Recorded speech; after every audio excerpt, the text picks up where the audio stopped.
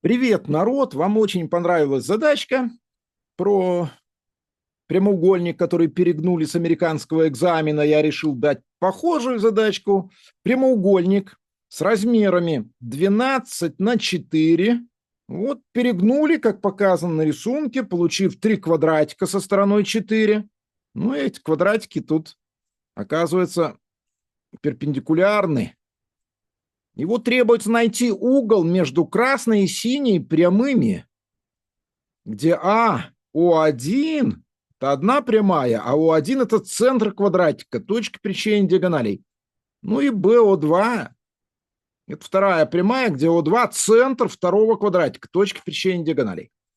Ну что ж, попробуйте сами решить эту задачу. Справа у нас ответы. Можете проверить свою интуицию. В конце концов. Ну, а мы начинаем. Итак, да, наши зрители побаиваются стереометрии. Ну, такое дело. Крутое, непростое. Но напомним, что сторона квадратика 4, хотя это не принципиально, она могла бы быть А. И вот принципиально, что точки О1 и О2 – это центры квадратов. Центры, ну, центр понятно. Точка пересечения диагоналей, центр описанной окружности.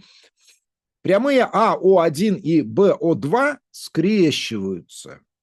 Вряд ли они параллельны, доказывать этого не будем. Но как искать угол между скрещивающимися? Нужно их перемещать параллельно самим себе, пока они не пересекутся в какой-то точке. Ну и дальше искать угол между пересекающимися. Обычно это делается из какого-то треугольника. Вот посмотрите, я синенькую БО2 перемещу параллельно самой себе так, чтобы точка Б пришла в серединку этой стороны АБ. Вот, посмотрите, что получится. Вот я перенес. Точка О2 ведь тоже будет двигаться в своей плоскости, параллельной левой плоскости, так, левому квадратику, и придет в какую-то точку. Все, значит, вот эти отрезочки у нас равны. Эта точка у нас М, куда пришла точка Б. Ну, а это точка К, она тоже будет серединой стороны квадрата. Это легко понять. Тут получается фактически параллелограммчик. Вот так, все. Ну и красненькую перемещают точно так. А в точку М придет. Ну, а О1 придет в какую-то точку Н. Вот здесь, да? Вот так. Ну, хорошо? Нормально. Значит, А пришла в М, а О1 пришла точка в середину стороны своего квадратика. Вот, в точку N. Ну и где тут уголок? Вот уголок альфа между прямыми, которые параллельны нашим скрещивающимся. Так, вообще говоря, и находят угол между прямыми в пространстве. Ну что осталось? Соединить точки N и K и рассмотреть треугольник. Какой? М, Н, К. Так и рассмотрю треугольник МНК. МНК. А что за ужас такой? Точка К – середина стороны квадрата, середина ребра, вообще говоря, куба. Видите этот куб? Я тоненько здесь проведу вот так и скажу, что наши точки МНК – это серединки скрещивающихся и при этом взаимно перпендикулярных ребер куба. Если мысленно этот куб повращать, то мы увидим вот такую картинку. Смотрите, она справа, где вот здесь будет точка М, здесь точка К, здесь точка Н. И становится совершенно понятно, что точки М, К и Н расположены как-то красиво, равноправно относительно друг друга.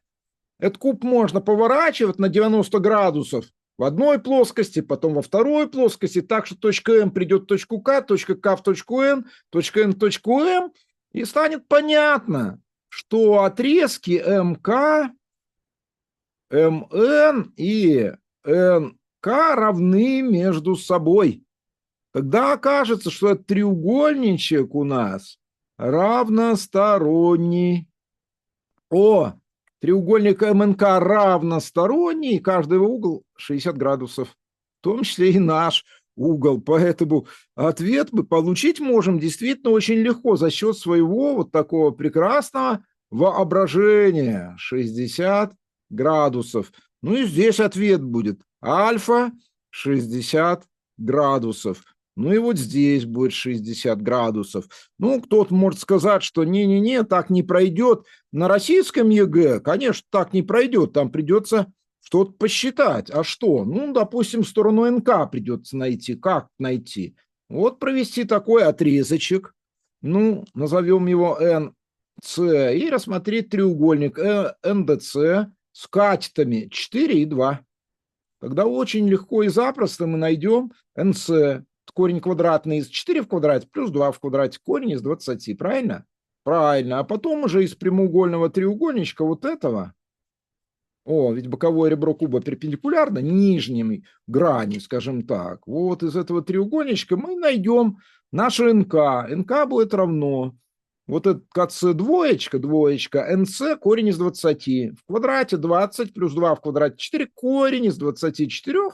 Поэтому, если бы требовалось письменное решение, мы бы нашли, что каждая сторона этого треугольника корень из 24, корень из 24 и корень из 24, он равносторонний, искомый угол 60 градусов. Напишите, кто так и думал, кто угадал, кто это увидел, а я дам все-таки для сильных, у нас очень много сильных зрителей, домашнее задание. Найти расстояние между синей и красной прямыми. Между синей и красной прямыми. Есть такое понятие расстояние между скрещивающимися прямыми. Там есть единственный их общий перпендикуляр. И красной прямыми. Будет очень интересно, что вы получите. Это задача для профильных классов.